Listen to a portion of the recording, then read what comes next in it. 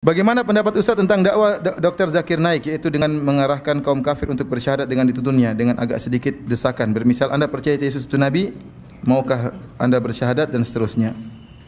Saya tidak tahu tentang, saya tidak hadir, saya tidak tahu juga tentang metode beliau, ya, sehingga saya tidak bisa menghukumi. Ya. Tapi dengar berita-berita yang indah yang saya dengar, bahwasanya banyak yang masuk Islam, alhamdulillah saya senang. Tapi saya tidak tahu bagaimana cara beliau menuntun syahadat. Ya. Wallahu a'lam bishawab. Bagaimana batasan membuat tema sebuah kajian? Apakah diperbolehkan menggunakan judul-judul film populer untuk sebuah kajian game? Contoh Pokemon Go. Jadi kajian judulnya Pokemon Go. Mungkin maksudnya baik supaya orang tertarik. Tapi enggak ya, kita pengajian itu suatu yang bernilai. Ya. Jangan sampai pengajian menjadi suatu seperti barang mainan. Ya, enggak. Menuntut ilmu itu adalah ibadah.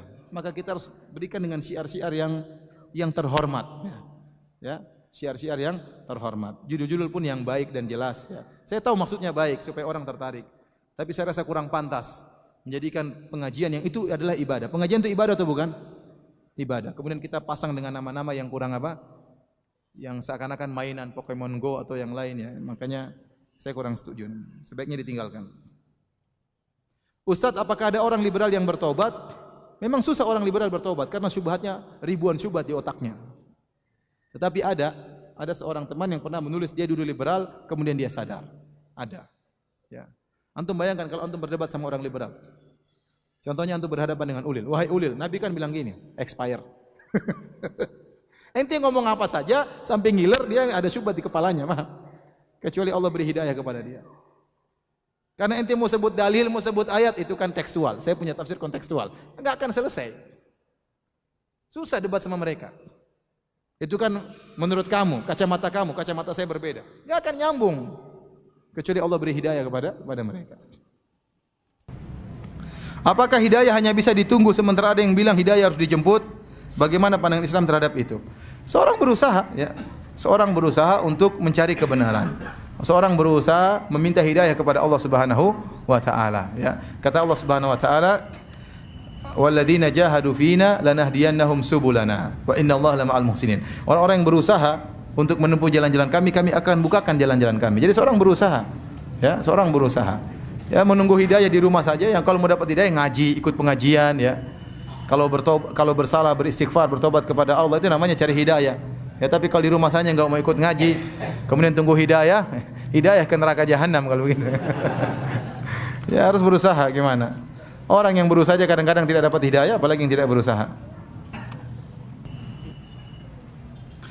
Bagaimana dengan kedua orang tua Nabi sallallahu alaihi wasallam karena beliau berdua meninggal ketika anaknya belum diangkat jadi nabi. Ya, inilah di antara pendapat yang diungkapkan oleh Suyuti dan yang lainnya, bahwasanya mereka meragukan bahwasanya kedua orang tua Nabi meninggal dalam kondisi apa? Musyrik. Karena mereka berdalil bahwasanya kedua orang tua Nabi hidup di masa fatrah. Masa fatrah itu adalah masa sebelum diutus Nabi berikutnya. Ya, Nabi Isa alaihissalam, Rasulullah SAW lahir pada tahun sekitar 671 apa? Masehi. Nabi Isa umurnya ya kira-kira 600 tahun antara Nabi dengan siapa? Nabi Isa. Setelah Nabi Isa meninggal dunia, tidak ada Rasul yang lain kecuali siapa? Rasulullah. Berarti 600 tahun itu masa apa? Masa fatrah. Ya, menurut mereka orang yang hidup di masa fatrah tidak ada yang masuk neraka. Orang yang hidup di masa fatrah tidak ada yang masuk neraka. Karena Allah berfirman, "Wa ma kunna mu'adzibina hatta nab'atsa rasula." Kami tidak mungkin mengadab sampai kami mengutus seorang rasul. Para ulama telah menjelaskan ayat ini, dan ini dijelaskan oleh Imam Nawawi rahimahullahu taala dan yang lainnya. Bahwasanya kami tidak akan mengazab sampai diutus Rasul atau orang yang mewakili Rasul atau selama ajarannya masih ada. Oleh karenanya, ajaran tentang tauhid yang ditinggalkan oleh Nabi Ismail alaihissalam di kota Mekah, ditinggalkan oleh Nabi Ibrahim, masih tersisa. Meskipun Nabi Muhammad belum diutus. Oleh karenanya, di zaman fatrah tersebut ada orang-orang dikenal dengan Al-Ahnaf, yaitu orang-orang yang bertauhid tidak melakukan kesyirikan. Di antaranya Waraqah ibn Naufal. Waraqah ibn Naufal beragama Nasrani tapi dia tidak berbuat syirik. Sehingga dia meninggal dalam kondisi muslim. Rasulullah mengabarkan, "La tasubbu Waraqah." Jangan kalian mencaci maki Waraqah, sungguhnya aku melihat bagi Waraqah surga, satu surga atau dua surga. Jadi dia meninggal dalam masuk surga. Ya, sebaliknya ada orang-orang yang divonis oleh Nabi dalam neraka jahanam meskipun di masa fatrah. Contohnya siapa? Contohnya Amr bin Luhai al-Khuzai. Kata Rasulullah SAW, aku melihat Amr bin Luhai al-Khuzai di neraka jahanam, Sahih Bukhari. Kenapa? Aku melihat dia menggeret ususnya di neraka jahanam. Kenapa? Dia yang pertama kali bawa kesyirikan ke kota Mekah. Dia yang pertama kali mengkeramatkan onta-onta. Li'annahu awwalu man sayyaba sawaib. Dia orang yang pertama kali mengkeramatkan onta-onta. Dia di masa fatrah, Nabi vonis di neraka jahanam. Contohnya Abdullah bin Jud'an tadi saya sebutkan dalam Sahih Muslim. Hidup juga di masa fatrah sebelum Rasulullah SAW diangkat menjadi Nabi. Dan Nabi mendapati dia dan dia baik. Aisyah bertanya, "Hal yanfa'u dzalik ya Rasulullah?" Abdullah bin Jud'an dahulu memberi makan kepada fakir miskin, kemudian dahulu menyambung silaturahmi, menjamu tamu. Apakah bermanfaat? Kata Nabi, tidak bermanfaat. La yanfa'u dzalik, tidak bermanfaat. Lam yakul yauman qat rabbi ghfirli khati'ati yaumaddin. Tidak pernah dia berkata, ya Allah ampunilah dosa-dosaku pada hari kiamat kelak di neraka jahanam. Sama, ya. Sahabat yang datang kepada Nabi, ya Rasulullah, ayahku di mana? Kata Rasulullah, inna abaka finnar, ayahmu di neraka jahanam. Ya, sama. Bapaknya juga di masa jahiliyah, ya, belum mendapati Nabi SAW diangkat sebagai seorang Rasul. Jadi banyak orang-orang seperti tadi Hatim At-Ta'i, ya, anaknya bertanya, ya Rasulullah, ayahku bagaimana? Dulu sering bersedekah, sering dermawan. Kata Rasulullah SAW, tidak bermanfaat. Karena abuka yaf'alu dzalik, yuridu syai'an fa adrakahu. Ayahmu dahulu melakukan demikian karena ingin sesuatu, ingin dipuji, dan dia mendapatkannya. Ternyata ada orang-orang yang divonis oleh Nabi dalam hadis-hadis yang sahih Bukhari dan yang lainnya, dan mereka hidup di masa fatrah divonis oleh Nabi masuk neraka jahanam. Menunjukkan sebenarnya masih ada sisa agama tauhid. Dan di antara orang-orang divonis oleh Allah Subhanahu wa taala meninggal dalam kondisi musyrik, di antaranya ibunya Nabi dan ayahnya Nabi sallallahu alaihi wasallam. Saya pun ingin ayah dan ibu Nabi di surga, saya juga ingin. Tapi Nabi yang bilang, ya, ayahnya di neraka. Nabi yang dilarang, yang bilang saya dilarang untuk mohon ampun kepada ibu saya. Apakah saya mendustakan Nabi sallallahu alaihi wasallam? Orang yang mengatakan, oh maksudnya demikian, ditakwil itu silakan Anda mentakwil. Saya mengambil zahirnya hadis. Ini pendapat jumhur ulama. Demi Allah, kalau saya boleh ada dalil yang mengatakan ayah ibu Nabi di surga, saya akan mengatakan. Saya akan mengatakan, tapi saya tidak berani mengatakan karena hadis Nabi mengatakan demikian. Kemudian para ulama juga jumhur ulama, tadi saya katakan, bahkan ada yang mengatakan ijma. Kesepakatan ulama mengatakan demikian. Masa saya mau melanggar? Kalau ada yang mengatakan ayah ibu Nabi di surga, dia hidup kembali, kemudian masuk Islam lagi, baru meninggal dunia, kita katakan hadisnya lemah. Ya. Dan itu pendapat Suyuti belakangan. Adapun ulama-ulama sebelumnya mengatakan kedua orang tua Nabi meninggal dalam kondisi apa? Musyrik. Ya. Oleh karenanya para hadirin Allah Subhanahu wa taala, jadi benar memang kedua orang tua Nabi meninggal di masa fatrah, tetapi kita katakan ada orang-orang yang hidup di masa fatrah, meninggal di masa fatrah divonis oleh Nabi di neraka jahanam. Tadi di antaranya Amr bin Al-Khuzai, saya sebutkan Abdullah bin Jud'an, di antaranya Adi bin Hatim At-Ta'i, ayahnya Adi bin Hatim, ya. Itu di antara orang yang divonis oleh Nabi di neraka jahanam, padahal mereka orang yang baik, namun mereka meninggal dalam kondisi musyrik. Saya pernah nonton video, dalamnya ada ustadz yang berceramah di sebuah gereja pada waktu Natal. Ustadz berkata, sebenarnya agama Islam dan Kristen itu selaras, sama saja. Salamnya umat Islam dengan salamnya Kristen sama-sama mendoakan keselamatan. Apakah ungkapan tersebut termasuk talbisul haq? Tidak. Jadi kita kalau berdakwah sama orang non-muslim, benar, di antara setiap agama ada kesamaan, sama-sama menyuruh kepada kebaikan. Tapi ada perbedaan yang sangat prinsip yang menjadikan agama itu berbeda, yaitu antara tauhid dengan syirik.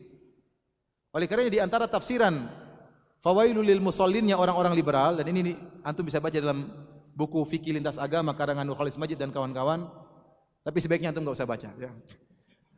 Dia berdalil dengan firman Allah, "Qul ya ahlal kitabi ta'alu ila kalimatin sawa'in bainana wa bainakum." Kata mereka, kita harus menyuruh kepada ahlul kitab kepada kalimat yang sawa. Karena Allah berfirman, "Wahai ahlul kitab, marilah kita menuju pada perkataan yang sama." Titik, tidak dilanjutkan. Kemudian mereka tafsirkan perkataan sama tersebut adalah sama-sama menyuruh kepada keadilan, sama-sama menyuruh kepada kemanusiaan, sama-sama menyuruh kepada kebersamaan, sama-sama menyuruh kepada kesamaan. Padahal kalau dilanjutkan, maksudnya kalimat yang sama itu sama-sama bertauhid. Allah na'budu illallah, ya ahlal kitabi ta'alu ila kalimatin sawa'in baina wa bainakum wahai ahlul kitab, marilah kita menuju suatu kalimat yang sama antara kami dengan kalian. Allah na'budu illallah, kita tidak beribadah kecuali hanya kepada Allah. Wala nusyrika bihi syai'a, kita tidak berbuat syirik sama sekali. Wala yattakhidha ba'duna ba'dan arbaba min dunillah, tidak boleh salah seorang kita mengambil sebagian lain sebagai tuhan-tuhan selain Allah. Jadi tidak dilanjutkan ayatnya. Nah, kalau ada seorang masuk di gereja kemudian ceramah, sebenarnya kita sama. Ini berarti dia berkhianat. Sehingga seakan-akan mengesankan orang-orang Nasrani juga di atas kebenaran. Benar atau tidak? Iya. Harusnya orang Nasrani punya hak untuk kita dakwahi. Dakwahi mereka. Kalau enggak, ya enggak usah ente membuat kesan bahwasanya mereka juga di atas kebenaran. Oleh karena kenapa para ulama mengharamkan mengucapkan selamat Natal kepada orang-orang Nasrani? Di antara sebabnya disebut oleh para ulama mazhab. Di antara sebabnya mereka semakin yakin dengan kebenaran mereka. Karena Anda ikut menyelamatkan. Itu di antara mudaratnya. Harusnya Anda menjelaskan, agama salah. Benar, di antara kita banyak kesamaan, tapi ada perbedaan. Perbedaan tersebut perbedaan yang sangat prinsip, sangat mendasar. Yaitu kita bertauhid, Anda berbuat syirik. Kalau enggak, ente enggak berani sampaikan, enggak usah ceramah macam-macam. Akibatnya membuat mereka semakin yakin dengan agama mereka. Dan itu salah. Coba, pernah saya bertemu dengan tukang es cendol. Beliau sedang bersiul-siul. Kemudian saya tanya, sudah habis bang esnya? Belum pak, masih banyak. Kata tukang esnya. Terus saya tanya lagi, senang banget pak? Iya nih lagi dapat kenalan baru pak, kata tukang esnya. Terus saya bilang, ya sudah bungkusin 3 bungkus bang. Kemudian tukang esnya bertanya, pak kalau kepingin nikah lagi syaratnya apa sih pak? Tukang esnya. Terus saya jawab, ya istri yang pertama harus tahu dan menyaksikan akad nikahnya. Kemudian tukang esnya berkata, oh gitu pak ya, kecil. Syaratnya kecil katanya. Terus dalam hati saya berkata, tukang es cendol saja berani nikah lagi, masa saya tidak? Pertanyaan, bagaimana kalau niat ingin menikah lagi tapi dengan dasar tidak mau kalah dengan tukang es cendol?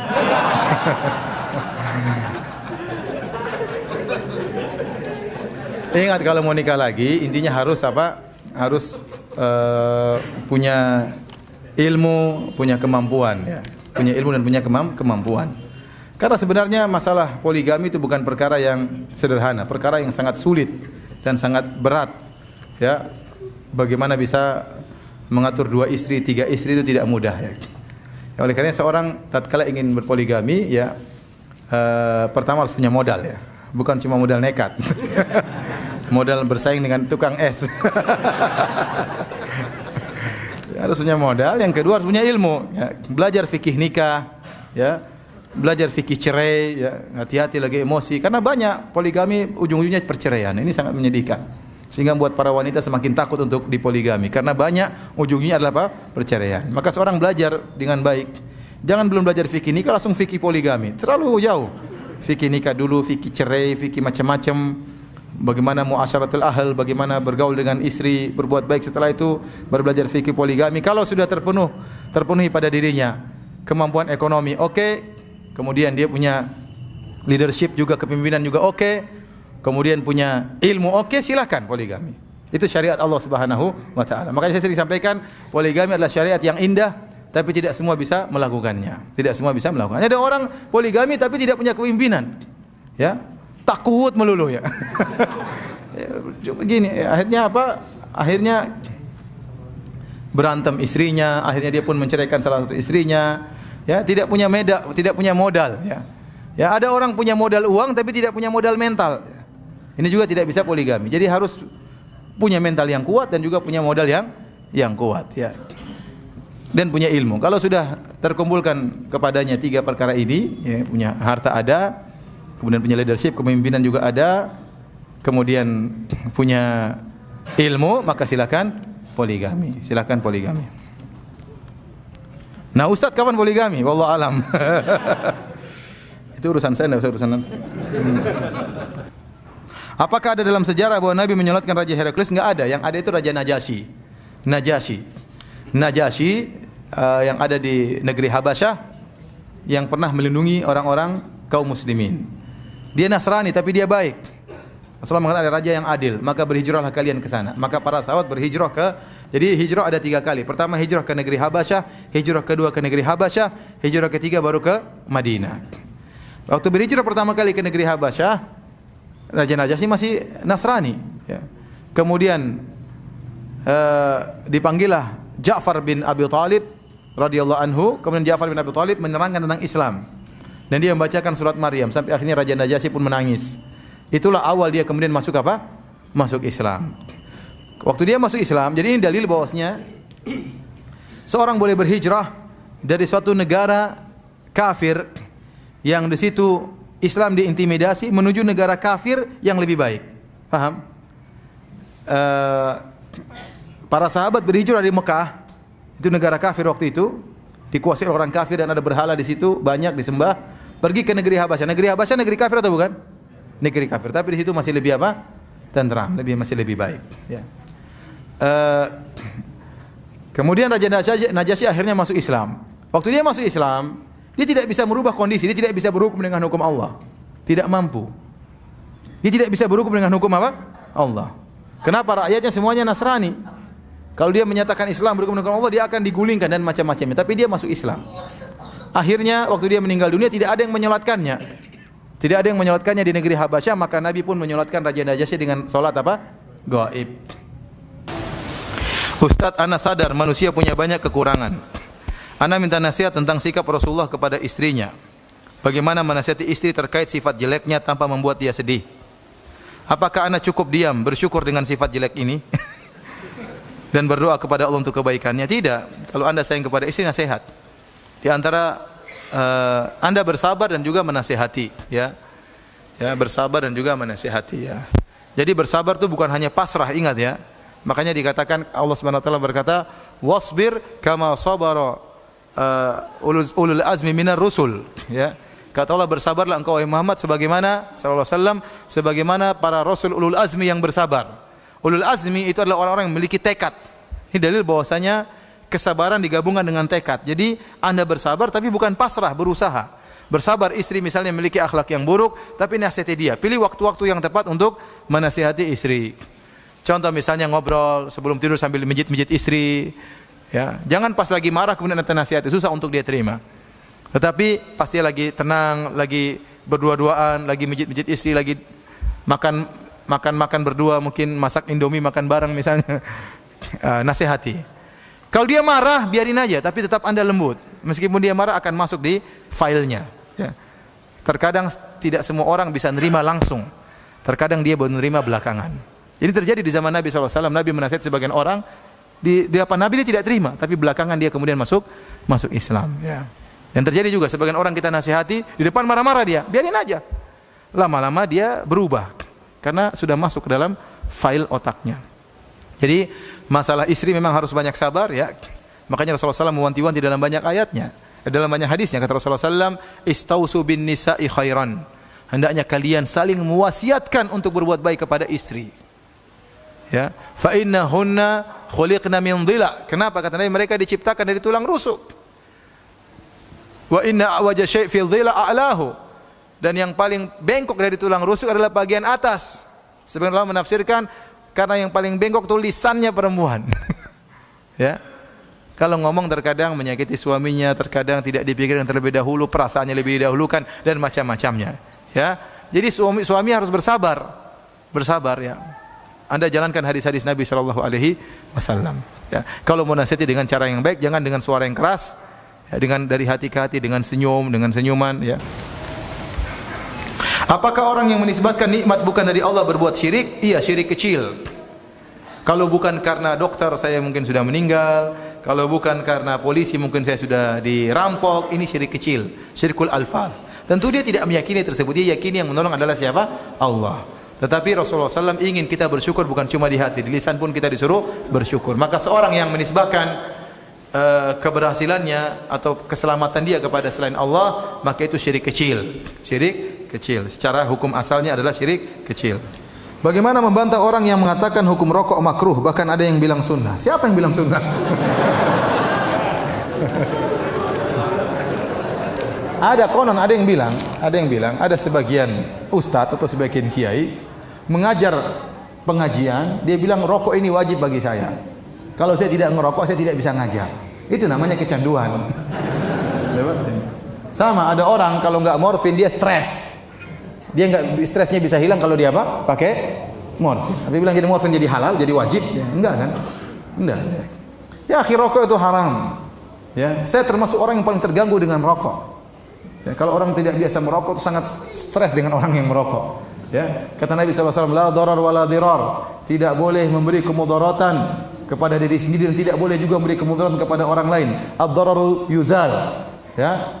Dalam kaidah namanya kemudaratan harus dihilangkan. Dan orang yang merokok dia memberi kemudaratan kepada dirinya dan beri kemudaratan kepada orang lain. Ya. Misalnya di hotel terganggu, ada orang merokok di samping kamar kita luar biasa, asapnya masuk ke subhanallah, asap rokok itu bisa masuk ke sela-sela ya. Rokok sebelah masuk ke kamar kita. Ini kemarin saya di Mekah seperti itu. Sampai istri saya, sampai kita istri saya setengah mati lagi. Ada asap rokok, kurang ajar ya. Sebelah merokok orang Indonesia. Aduh, kita mau tegur ribut lagi, umroh lagi macam-macam, enggak enak. Akhirnya ya sudah, mau diapain lagi. Tapi benar-benar mengganggu. Saya kemarin waktu hajian kemarin, ya. Ada orang merokok di Muzdalifah. Jarak dia kira-kira mungkin 15 meter. Dia merokok, asapnya sampai ke hidung saya. Saya enggak tahu itu kok. Asapnya luar biasa. Saya bilang, "Ya akhi, taqillah, ente lagi pakai ihram. Berhenti ente." Enggak, akhirnya dia matikan ya. Mengganggu ya. Belum lagi kalau sholat kemudian mulutnya bau rokok. Waladhdallin, amin, pedenya amin. Setengah meter sebelah kanan, setengah meter sebelah kiri. Ganggu orang ya. Yang paling menderita istrinya, kasihan. Ente kalau merokok yakinlah haram. Jangan ente bilang sunnah. Kalau ente yakin itu haram, suatu saat ente bisa meninggalkan. Berdoa kepada Allah supaya bisa meninggalkan. Tapi kalau itu sunnah. Gimana mau ditinggalkan sunnah? Dapat pahala merokok. Ini ngawur seperti ini. Apalagi wajib, bukan cuma sunnah. Hukumnya apa? Wajib. Saya sering sampaikan, rokok itu hukumnya haram, maka tidak ada orang yang merokok bilang apa? Bismillah. Enggak ada. Dan tidak ada orang setelah merokok bilang alhamdulillah. Enggak ada. Karena hati dia enggak enak sama malaikat. Masa merokok bilang apa? Bismillah. Pak Ustadz, tadi kan Pak Ustadz bilang kalau kita bersyukur itu harus banyak berzikir. Bolehkah berzikir saat sedang kajian tapi zikirnya hanya sebatas kita sendiri yang mendengar? Dan bolehkah berzikir saat sedang apa saja? Ya, selain di toilet. Terima kasih, mohon penjelasan. Iya. Kita waktu menghadiri kajian ya, sebaiknya kita konsentrasi ya. Kalau ternyata zikir kita mengganggu konsentrasi kita, maka ini mengganggu tujuan dari apa? Kajian ya. Oleh karena tatkala orang menghadiri khutbah Jumat, jangan berzikir sendiri karena dia sedang mendengar zikir. Fas'au ila dzikrillah. Khutbah Jumat itu zikir. Ya, khutbah Jumat apa? Zikir. Maka dia karena itu mengingatkan kepada Allah Subhanahu wa taala. Ya. Tapi kalau dia bisa hatinya bisa dua sambil berzikir bisa ikut pengajian ya enggak apa-apa, enggak ada yang melarang ya. Tapi sebaiknya konsentrasi ya, karena para ulama dahulu waktu menghadiri kajian mereka mendengar dengan baik karena ilmu itu butuh untuk diresap, untuk dipahami ya, untuk dicari apa yang tidak dipahami, untuk ditanyakan ya. Adapun di mana-mana silakan berzikir. Di antara ibadah yang pahalanya banyak yang dilalaikan oleh banyak orang adalah zikir. Zikir itu ibadah yang paling mudah. Anda jadi mobil berzikir, subhanallah, astagfirullah, alhamdulillah ya. Anda di pesawat bisa berzikir. Di mana saja bisa berzikir. Namun banyak orang yang tidak berzikir. Kalau saya di Arab Saudi, saya sering dengar orang banyak berzikir. Orang tua sambil jalan astagfirullah, astagfirullah, sambil jalan ada yang ya subhanallah, alhamdulillah. Kita dengar dia berzikir. Ya, banyak. Di sini ibadah seperti itu kurang hidup, ya. Kurang hidup ya. Kenapa? Terkadang kita malu mau berzikir ya. Ya, kita saja kalau saya nemani syekh misalnya dalam mobil, berzikir syekh. Subhanallah, alhamdulillah, kita dengar berzikir. Kita kalau dalam mobil mau berzikir enggak enak, ngobrol aja teman, ngobrol, zikir pagi lewat, zikir petang lewat, ya, ngobrol terus. Ya. Mau kita berzikir diajak ngobrol terus sama teman, ya. Mau kita berzikir sendiri enggak? Tapi kalau masing-masing berzikir ya alhamdulillah. Kita berzikir, teman yang lain ngerti, ikut juga berzikir. Maka jangan pekeuh untuk berzikir. Nanti insya Allah dia tahu, ya. Ya. Kadang-kadang saya bawa salat, assalamualaikum, saya, subhanallah, Ustaz saya mau tanya. Subhanallah, Ustaz saya mau tanya. Iya, apa pertanyaanmu? Enggak enak terkadang saya bilang, maaf saya masih zikir, jangan diganggu. Tapi terkadang kasihan mungkin dia punya keperluan apa-apa, ya. Ya udah saya stop zikir saya, kemudian saya jawab pertanyaannya. Bagaimana menyanggap pernyataan orang yang tidak percaya dengan Allah, dengan rezeki Allah, yang mengatakan bahwasanya rezeki Allah tidak dijamin. Buktinya banyak orang kelaparan di Afrika. Banyak orang yang kelaparan di Afrika. Kita bilang ya rezekinya segitu. Rezekinya apa? Segitu. Ya. Sebagaimana ada orang yang kaya raya tiba-tiba meninggal, ya rezekinya segitu. Harta banyak tersebut bukan rezekinya. Dia hanya bisa merasakan sebagian, kemudian dia apa? Meninggal. Ternyata harta yang dia kumpulkan selama ini bukan untuk dia, tapi untuk apa? Orang lain. Ya. Itu urusan Allah Subhanahu wa taala.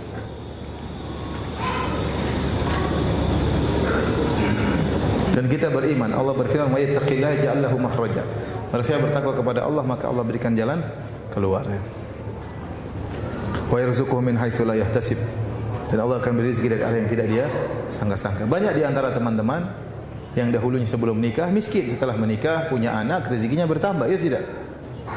Iya atau tidak? Ya. Kebanyakan antum setelah punya istri, punya anak, rezekinya bertambah atau tidak? Bertambah, ya. Karena Allah berikan kepada buat istrinya, buat anak-anak, ya, dan lain. Ustaz, pada saat tidur ruh itu di mana? Para ulama menjelaskan bahwasanya ruh masih dalam jasad, tetapi ruh itu entah kemana-mana, tapi dia masih punya hubungan dengan apa? Jasad. Karena kalau ruh tersebut lepas dari jasad, kata para ulama, itu meninggal dunia. Ya. Tapi hakikat ruh waktu sedang berjalan tatkala sedang tidur kemana-mana kita tidak tahu. Ya. Tapi para ulama menjelaskan ruh itu di jasad, tapi dia bisa menerawang kemana-mana, tetapi tetap masih ada di jasad. Bagaimananya wallahu alam bisawab. Apakah syaitan hanya menggoda orang muslim dan orang kafir tidak? Tidak ada dalilnya, hanya digoda orang apa? Beriman. Mungkin orang kafir juga digoda supaya semakin kafir, supaya semakin istiqomah di atas kekafirannya. Kokoh di atas kafirannya. Ya. Karena orang kafir pun bertingkat-tingkat. Orang kafir pun bertingkat-tingkat apa? Kejahatannya. Dalil bahwasanya syaitan menggoda seluruhnya. Sampai ada dalam suatu cerita. Jadi waktu Nabi Muhammad SAW berdakwah, akhirnya orang-orang kafir Quraisy bingung. Ini Muhammad mau diapain? Ya.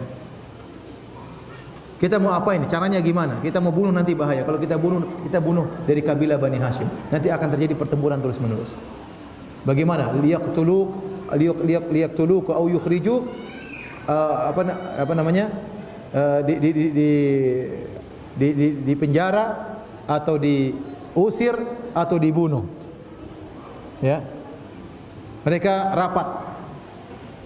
Dalam sebagian riwayat, datanglah iblis menjelma jadi seorang yang bersahaja, datang beri masukan.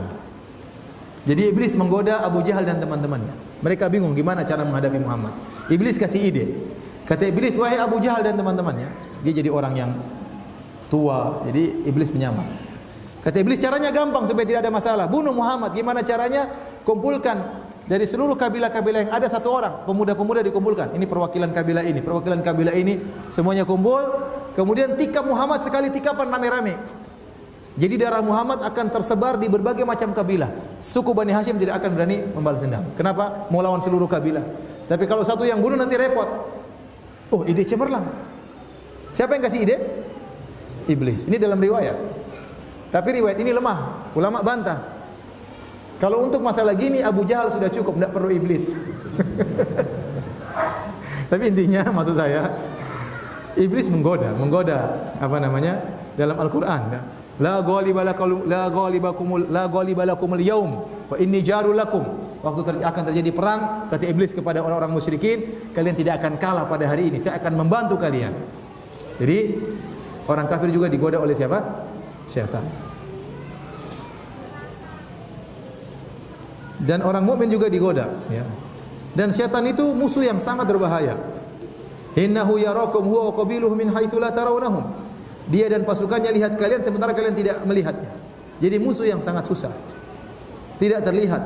Pengalamannya sudah panjang. Iblis enggak mati-mati sampai sekarang. Dia udah tahu goda kayak gini pakai apa, goda kayak model gini pakai apa. Ini orang ini kalau dikasih harta KO, kasih korupsi langsung KO. Ini orang dikasih harta enggak pengaruh, kasih cewek pasti KO. Iblis sudah tahu. Ya, untuk ini ya ini kalau orang mukminnya LC, mungkin setannya juga LC. Ini bercanda aja. Maksud saya, iblis sudah tahu, dia punya pasukan banyak, dia sudah pengalaman. Ya, makanya tidak mungkin kalau secara pertempuran enggak mungkin kita menang. Kita hanya bisa menang kalau kita dilindungi oleh Allah siapa? Allah Subhanahu wa taala. Karena mau lawan musuh bagaimana? Musuh gini modelnya. Ya, tidak kelihatan, pengalamannya banyak, ya. Tahu trik-trik dalam menggoda luar biasa. Tahu kelemahan manusia, maka tidak mungkin kita bisa selamat kecuali atas pertolongan Allah Subhanahu wa taala. Ustaz, afwan, bolehkah sunnahnya ketika tidak tumbuh jenggot kita ikhtiar pakai obat agar tumbuh? Karena saya melihat Ustaz pun tidak banyak jenggotnya. Kalau pingin pakai obat menumbuh jenggot boleh, tapi dia katakan sunnah. Ya, silakan orang suka ya. Kalau saya bersyukur dengan rezeki dari Allah Subhanahu wa taala. Yang mau silakan ya, mau silakan pakai, tidak ada larangan, tidak ada larangan orang ingin apa. Tapi kalau dikatakan sunnah beli obat penumbuh jenggot, wah ini tidak ada dalilnya. Tidak ada dalilnya. Rasulullah SAW mengatakan aful liha, biarkanlah jenggot tumbuh. Rasulullah biarin ya, maksudnya bukan ya, kalau pas tumbuh, kalau enggak tumbuh ya sudah, mau diapain? Ustaz tadi jelaskan Allah memiliki Rasul dari dua golongan, malaikat dan manusia. Apakah risalah yang disampaikan oleh Rasul dari malaikat sama dengan risalah? Enggak, maksudnya Allah menjadikan malaikat para Rasul, itu Rasul kepada manusia, kepada para Nabi maksudnya. Bukan ada Rasul lagi Nabi dari malaikat, tidak ya. Maksudnya malaikat itu ja'ilil malaikati rusulan uli ajnihatin masna wa thulatha wa ruba. Kata Allah, Allah menjadikan para malaikat sebagai rasul-rasul Allah, sebagai utusan Allah. Contohnya Jibril kepada Nabi Muhammad sallallahu alaihi wasallam. Bukan rasul seperti Nabi Muhammad, tidak. Bagaimana pendapat Ustaz mengenai ada dosen anak dari UIN yang beliau mengatakan bahwa seorang bisa masuk surga harus rahmat Allah, tak terkecuali orang Nasrani Yahudi yang punya kebaikan. Ini enggak benar ya. Ini tidak benar. Kalau ternyata bisa masuk surga karena kebaikan, Abu Thalib orang yang paling utama masuk surga. Jasanya luar biasa. Abu Thalib sama ente amalan ente sedikit. Abu Thalib ngurus anak yatim. Anak yatimnya siapa? Muhammad sallallahu alaihi wasallam. Abu Thalib pasang badan rela mati untuk bela Muhammad sallallahu alaihi wasallam. Masuk neraka atau masuk surga? Masuk neraka. Ya. Kata Allah, la in asyrakta la yahbatanna amaluk. Ini sudah ayat jelas. Kalau kau berbuat syirik, seluruh amalanmu akan apa? Gugur. Percuma baik, tapi kalau berbuat syirik, itu namanya orang tidak baik. Tidak baik kepada Tuhan, tidak berakhlak kepada Tuhan. Tuhan yang ciptakan dia menyembah selain Tuhan. Nyembah manusia, nyembah nabi, nyembah dewa, nyembah jin.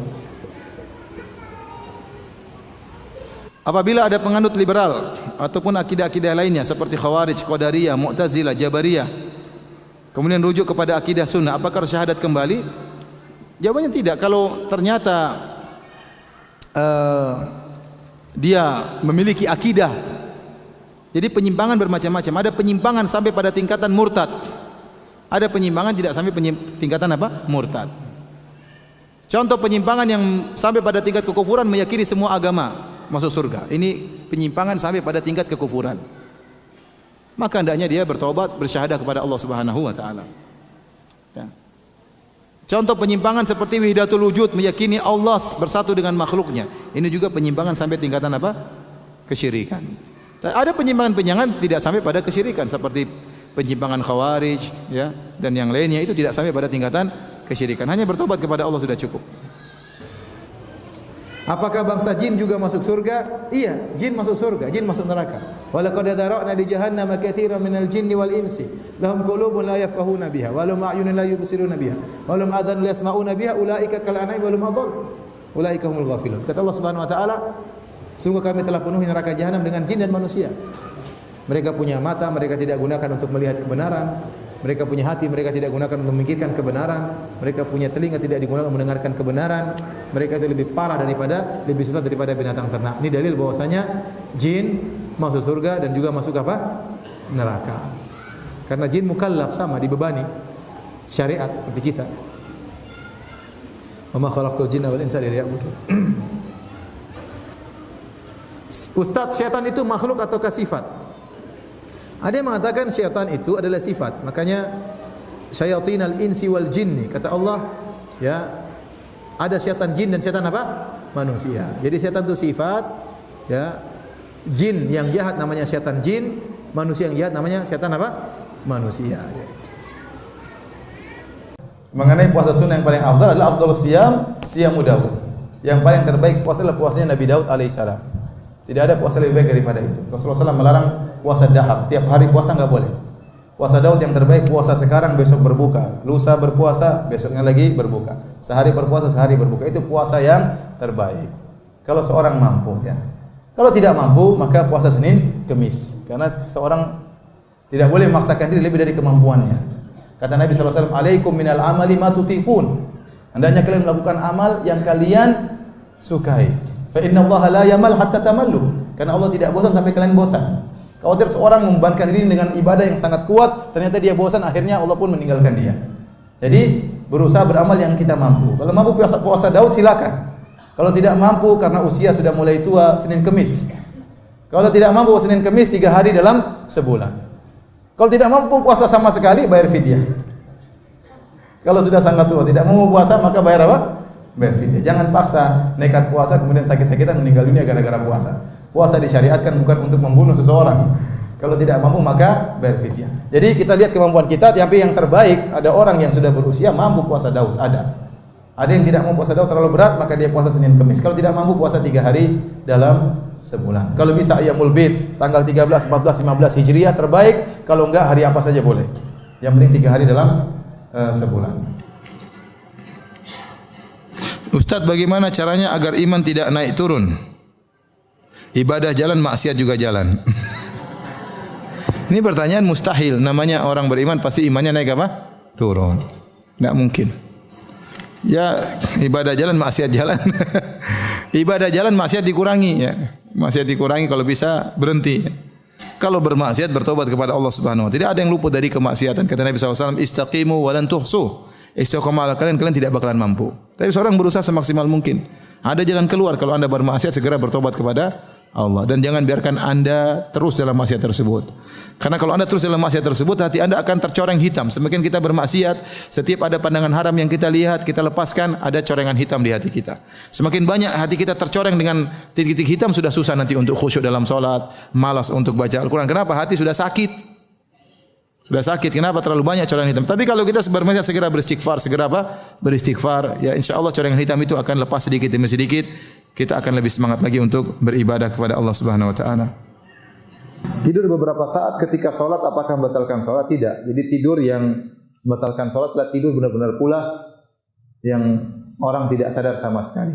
Adapun tidur yang tidur-tiduran aja, misalnya pena jatuh dia terbangun atau imam Allahu Akbar dia terjaga, maka ini tidak membatalkan apa? Tidak membatalkan salat. Meskipun dia agak mimpi misalnya. Tapi dia, orang bilang tidur-tidur ayam, itu tidak. Tapi kalau benar-benar tidur pulas, imam salat terus, ya itu sudah batal ya. Sudah batal. Penanya jatuh dia enggak sadar, dibangun enggak bangun-bangun, itu berarti batal. Itu enggak. Berarti dia tidak pulas. Maka Islam Nusantara ini memiliki beberapa makna, ada makna mungkin yang baik dan banyak juga makna yang buruk. Tapi saya nilai, saya perhatikan yang mendengung-dengungkan proyek Islam Nusantara ini kebanyakannya adalah dai-dai liberal. Jadi mereka tatkala menyerukan Islam liberal sudah mulai enggak laku, mereka ganti namanya dengan Islam apa? Nusantara. Ini yang saya khawatirkan. Jadi kalau maksudnya Islam Nusantara, kita menjaga nilai-nilai baik kaum Indonesia, seperti ramah tamah, ya itu baik-baik saja, itu bagus. Ya, Nabi saja waktu diutus ke orang-orang Arab zaman jahiliyah, Nabi berusaha menjaga nilai-nilai baik yang ada pada mereka. Mereka rusak, peminum khamar, pezina, tapi ada nilai baik. Makanya Nabi berkata, "Innama bu'itsu li utammima makarimal akhlaq." Sungguhnya aku diutus untuk menyempurnakan akhlak yang mulia. Kata para ulama, ini dalil ada akhlak-akhlak mulia di orang-orang jahiliyah. Contohnya mereka berani, contohnya mereka dermawan, suka menjamu tamu, ya. Ini dijaga oleh Nabi sallallahu alaihi wasallam. Yang salah diperbaiki. Maka saya katakan kalau maksudnya Islam Nusantara adalah menjaga nilai-nilai ramah kita, senyum, murah senyum, ramah, tidak suka bertengkar, maka ini baik.